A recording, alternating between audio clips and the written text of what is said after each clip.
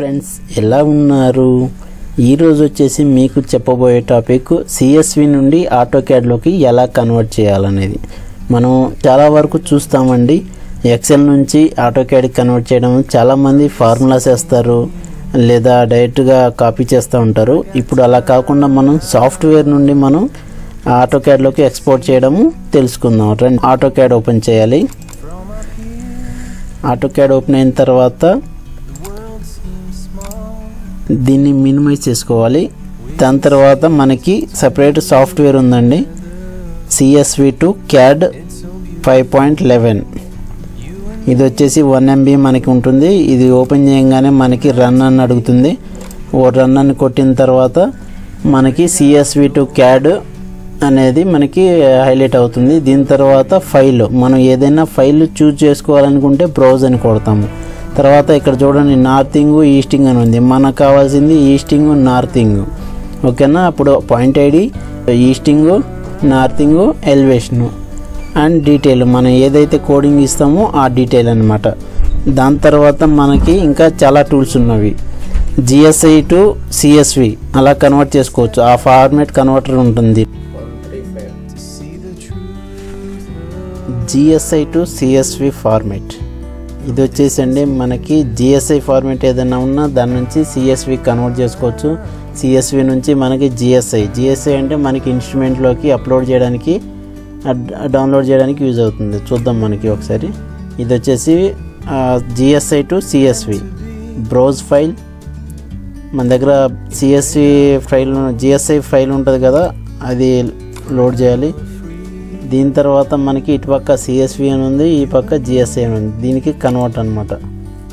చూడండి, TBM J4 easting, నార్తింగ్, elevation, ఓకేనా.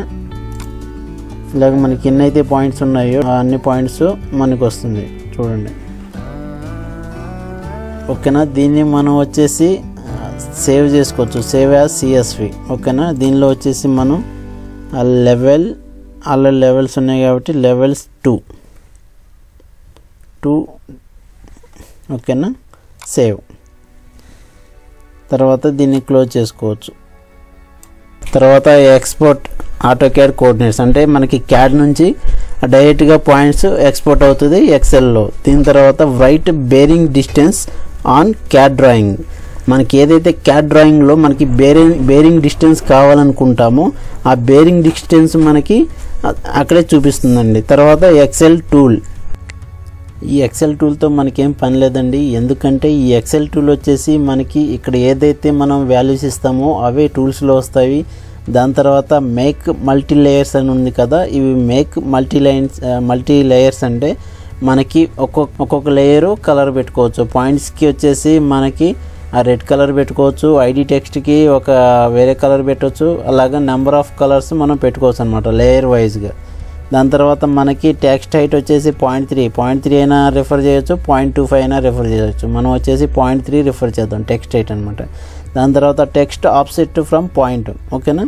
ఇది డెల్టా ఎక్స్ అనేది, డెల్టా వై అనేది. చూడండి, ఇది పాయింట్ అనుకోండి, దీనికి వై ప్యారలల్, వైలో మనకి 0.1, ఎక్స్ యాక్సిస్లో 0.1 పక్కన మనకి ఆ టెక్స్ట్ అనేది స్టార్ట్ అవుతుంది, ఓకేనా. చూద్దాం, మనం ఇప్పుడు వచ్చేసి బ్రౌజ్ చేద్దాం. బ్రౌజ్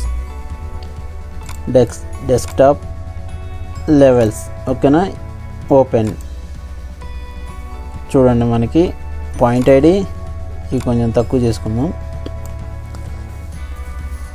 218 పాయింట్స్ మనకి చూపిస్తుంది. తర్వాత ఈస్టింగ్, నార్తింగ్, జెడ్ లెవెల్ అనమాట, ఓకేనా. ఐడి, ఈస్టింగ్, నార్తింగ్, ఎలివేషన్ అంటే జెడ్. తర్వాత డీటెయిల్ అంటే ఏదైనా సమ్ ఆఫ్సెట్ కోడింగ్ అనమాట. దీని తర్వాత మనం వచ్చేసి డ్రా పాయింట్స్ అని కొడతాం. ఇది వచ్చేసి మనకి ఒక మెసేజ్ చూపిస్తుంది, your AutoCAD application is not supporting to generate colour codes, check your AutoCAD software is VBA enable. నాకైతే అది ఎనేబుల్ అనేది చేయలేదు. తర్వాత CSV to AutoCAD will make points only with white కలర్లోనే వస్తుందంటే మనం ఓకే కొడదాం. పాయింట్ అయితే లోడ్ అవుతుందండి. మనం ఎన్ని పాయింట్స్ అయితే ఇస్తామో అన్ని పాయింట్స్ కూడా లోడ్ అవుతున్నాయి. ఓకే, లోడ్ అయిపోయింది. దాని తర్వాత చెక్ చేద్దాం. ఇది 106 పాయింట్ ఐడి వచ్చేసింది. తర్వాత ఈస్టింగ్, నార్తింగ్, తర్వాత ఆర్ఎల్.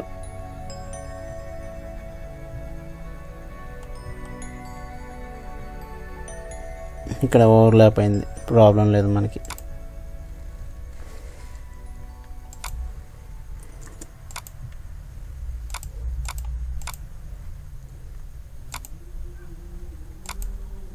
చూడండి కలర్ లేయర్ వైజ్గా ఉంది మనకి. ఈ ఐడిలో ఇది వచ్చేసింది. మనం టెక్స్ట్ అనేది ఆఫ్ చేసేస్తే అన్నీ పోతుంది, ఓన్లీ ఐడి ఒకటే ఉంటుంది.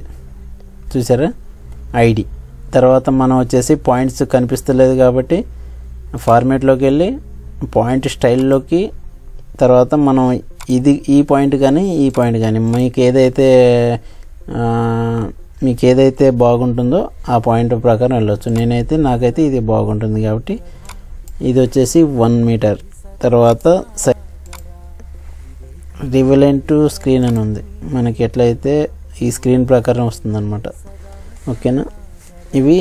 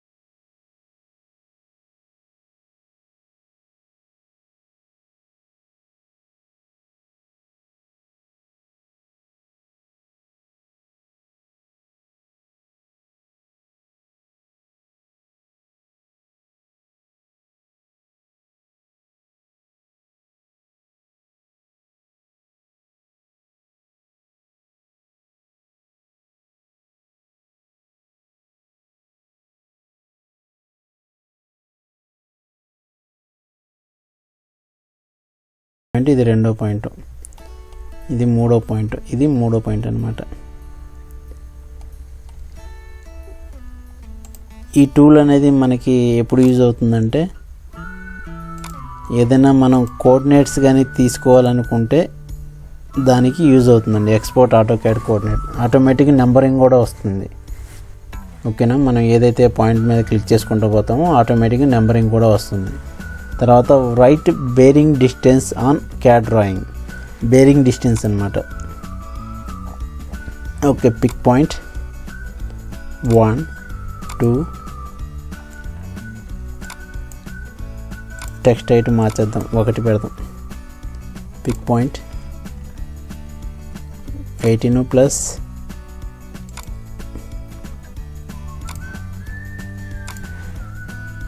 చూడండి bearing distance 188 degrees 36 minutes 21.7746 seconds.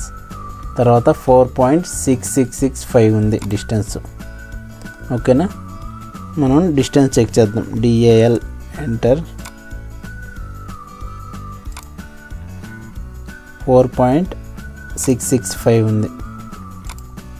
చూడండి 4.665 మనకు వచ్చేసి లెంత్ వస్తుంది. బేరింగ్ దాని యొక్క డిగ్రీస్లో వస్తుంది అన్నమాట దాని యొక్క బేరింగ్. ఓకేనా,